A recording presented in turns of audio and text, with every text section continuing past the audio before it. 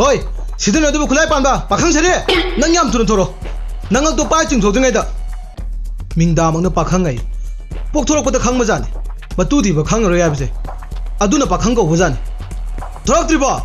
Noi na yu mati baji bom nang slo ai bro.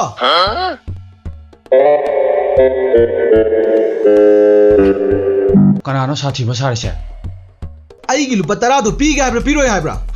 Apang ba. Lupa tara gi ore. Nang na swai da phau se. Chalo. Aina lupa 500 pi ni. Chalo. Yu gilas kun pi ba ma tangkhai thangmi na raga. Ko na tara han jing ga ba na tro. Han jon jilak ta ba. Oi, usitta ba tong no he. Lai ba nang na ina khun bai gi sel su uba phang da ba na ti ne. Pi ni de pi ni. Chalo. Khungau mari sina nang nga sam do laksala hating re. Chalo. Chalo. Thibai gon man nang na usitta ba mi roi se. He. Tau ba ya de ne pok tok tong no he. Nang na ingon da thibai gon haya bra. Nang gi lupa tara do. Sungsing sing oi chalo. Nawa lo de. Chalo. Toksina ga changi no ne. Dagun khangi ne pakhang. Lupa tara do koi chenu morok le no puro hayo wi ne. Ngasi gi numit lupa tara dek pi dra ba. Noi sumang sida dana phangni. Oi. Nawa lo de. Modi da ta ke chu tau du chalo.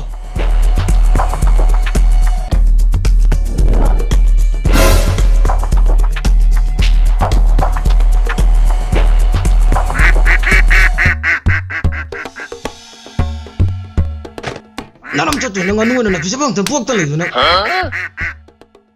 Adudi nang anu sin pure ko. Hando hoi. Mori maru nang na su pakhang kakak lo ba ingon da hau ba sai khang ni dana nang. Kadai di moro ngai na puro chang doi ji ba.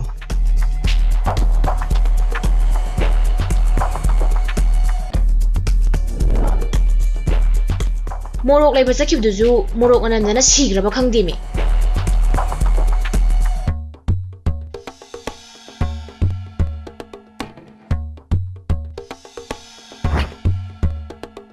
Henge ko.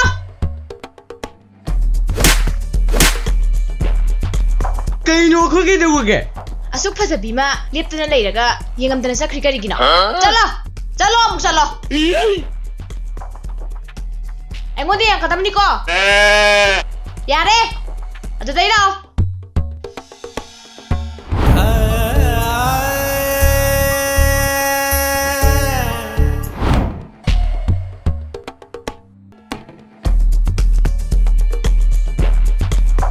Chăm nga thằng piro yaar. Chui, cái điều hura là cũng không đi. Pande. Chambri. Chani da su piro mo. Se chama da pu ro ba. Yang khai. Lupa tara da su piro mo da. Free the beers pandre. Moi mung da le nu pi nu pa di la da na. Nganu ji bok sitre.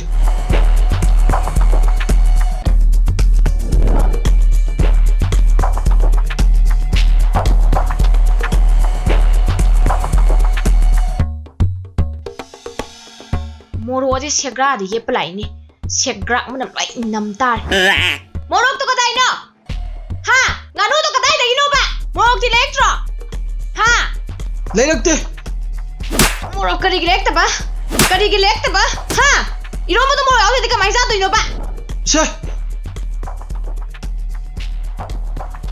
Nang asi morok prok tribo yum da kam ta sangak pa yaroi ko.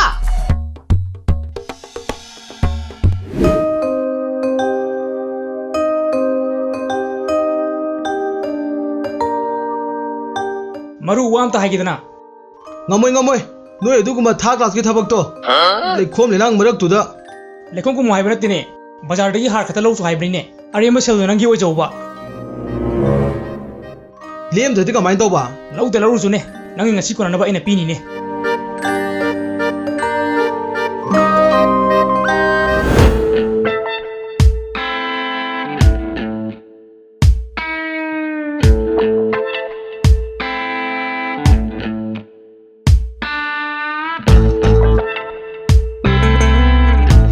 Pakhang sarisu thamoi pale. Apa manusiba kaino khange. fu isan noida pakhang la iye fu Kaino? how tre khonda sidi Kaino hai tu sasairo. Ai thabe am chile. nang nanau pa na aigi nganu ma pugi bane noigi sanjiga ona jena Khangni dana handhala kisanu gadha do. Nganu ga san ga bu onaba. aidi karisu khangjaba nate ko nupi angang ga se yam lu na tawdu jani makhut phau ham da khai sapuna kot kot bijaduni Ta duga chalo adi ningde. Kala no ngang so. thirasu pakhang ne mingsu pakhang sinphamsu pakhang lawbu lawradi da Kariba? karisu nate da wari manida noida pakhang sanse pura chalage ko Khangni dana yengo ba maru ko laina ma phulol hange ba.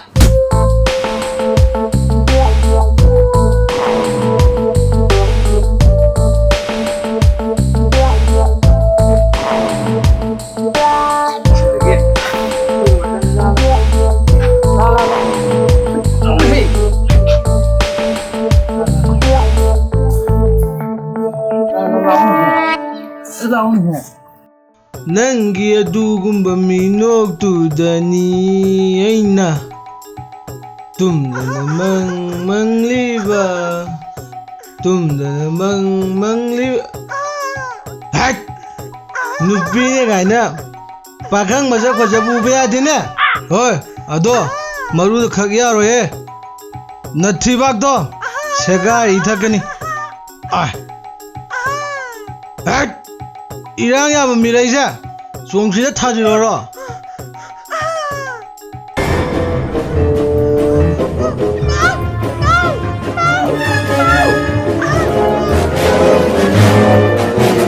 sidi yong nu si tre ne maru da singna po khodi mak nung oi gera mi oi gera hing yor pang ma mi ni ko isa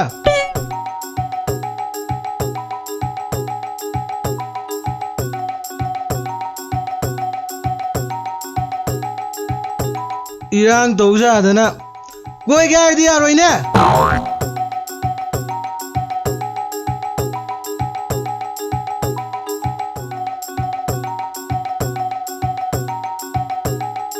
kaisar pakhang na lupatara piya dabanina nang anu ai gi ware maru da singnar bukhodi mak apang batara to I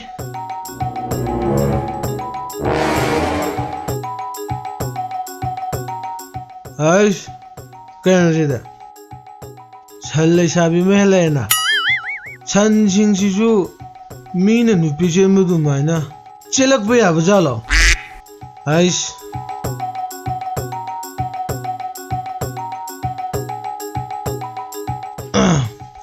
Se. Asi lo. Nabuk tan bisa doin. Apang ba? Angau ba? Nana nganu ka san go nai natra. I biren joy re. I ming do kaya ba no. Alright. My name I Maru. Okay. Kari gi ngau sana ba? San pura sakri do yam thuna pura lao. Kaya ba no. Hey. I say AK-47 की Maru ne se. Ma ka or mal. Ko ai to. Yam thuna pura la ka tabne.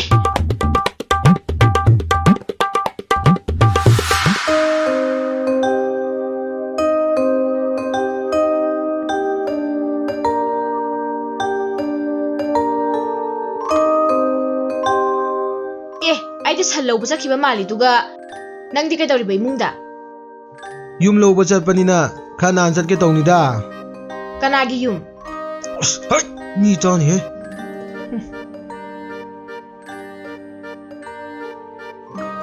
Cha nangi yumdi laitri ko aina fajaba building ama sabiduni cha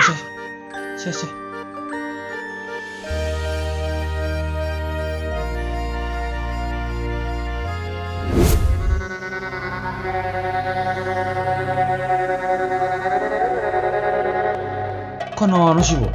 Ay na sangay sibo, yung sibo onar jalo. Thong ahum pali, thong nao ahum pali, sanare jo hori ne. Photo mayam chale. Ay gi yumnida. Ay, kanana to tumida. Kanano habine to tumida. Ayo. Ngako. Oi, kaino? Maruna sauradi. Mache mache chai base. Nang tadriba. Hai, maru haiba Africa ki sablo juba. Hangwe ngase wan ba? Kai giru nang na igim to mami che. Hai, yongana ba man ba pakhang na moi ba? Nang nei gi san bu sa khrabani na. Nang gi yung che. Ai gi wai.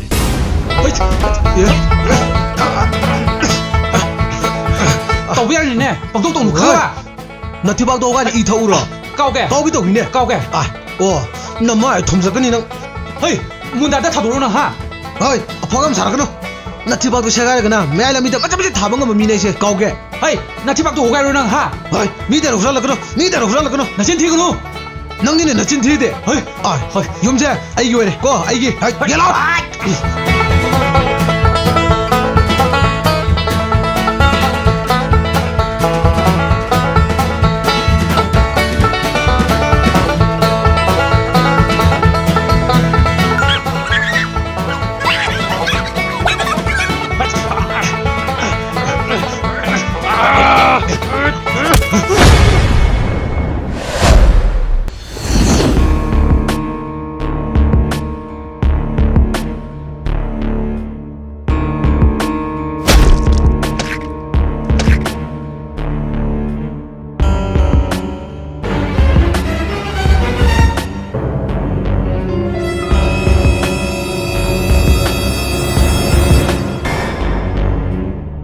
Kanano, ay kita lo hural lai se. Na sin thi cái nó.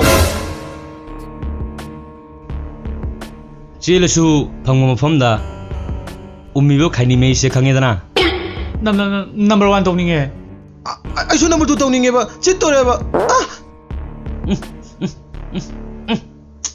Ya de he. Yok jamuru kera cari nang. Yam de ke jim gok ta. As.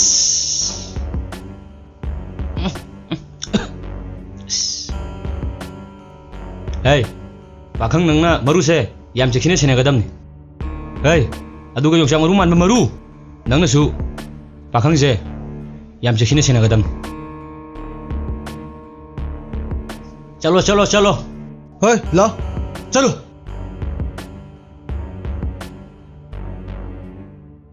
Chen gi ge khala ba. Khali ba kok to lok thok ka ni. Karigumba ritin mong do het chung thoga sien gi ge khalaba khalli ba kok to komul mulung da namjale khang.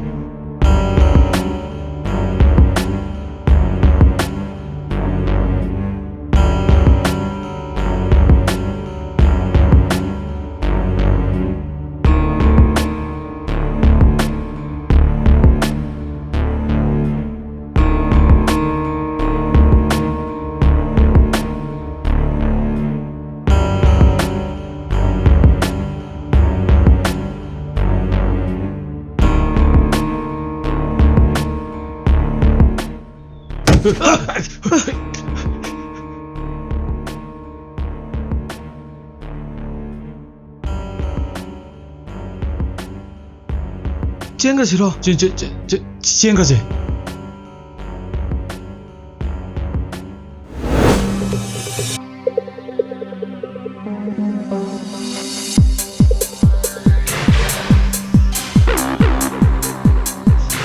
Hey, nako na. Nangage. Maru, cái đâu đấy? Cái đâu ra kìa? Siang ni ke to ba. Đang thi vào thuộc đây nè. Toro nang di nasak iti ti. Hey, lena mu. Lenung ni bum bum ye. Toro. Ako phom to ka bi. Ako phom to ka bi. Ya bi lo bu tare jong asi de. Cái nó, đang cái nào đó? Na fi ni ne. Ngasidi nang bu han uru mi kupsida. Ai gi thamoi sida. Cái đi. Isai sanglik pagi wanida. Tharak yanbi. Na thi ba tu sagai ura. Tau bu ya ne. Pang to ka no. Na chin thi ka nu. Ta đi đi.